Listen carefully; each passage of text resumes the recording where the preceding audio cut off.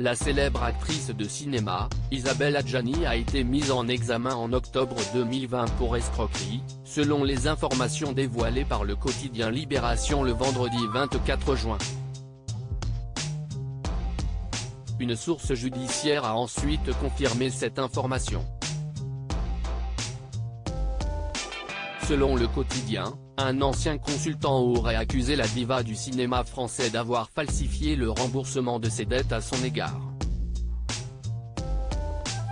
L'affaire remonte à 2011. À cette époque, un consultant en stratégie, Sébastien G., a été appelé à gérer la société de l'actrice, Isia Film.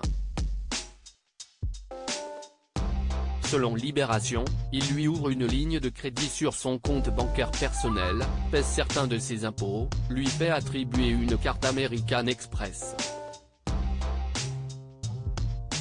Un an plus tard, l'homme lui aurait finalement retiré sa carte bancaire, après qu'elle a dépensé l'argent sans compter. Suite à cette décision, il est démis de son rôle de gérant d'Isia Film. Pour autant, l'actrice de La Reine Margot, lui doit alors 157 000 € qu'il lui avait avancés.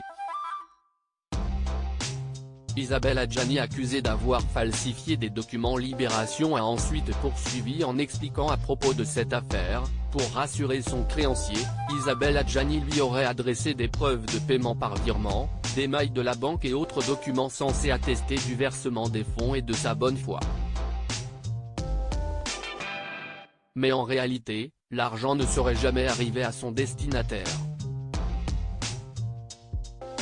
En 2015, Sébastien G.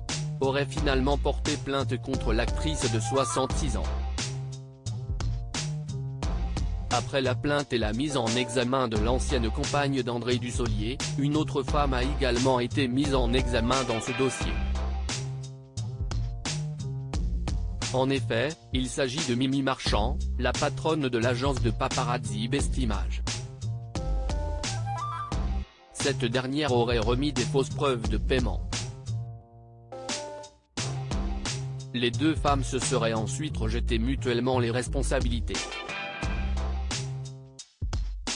Contacté, mais Olivier Pardo, l'avocat de l'actrice, a déclaré « Je ne fais aucun commentaire sur cette affaire ancienne qui se dirige vers un non-lieu car il n'y a pas de charge. »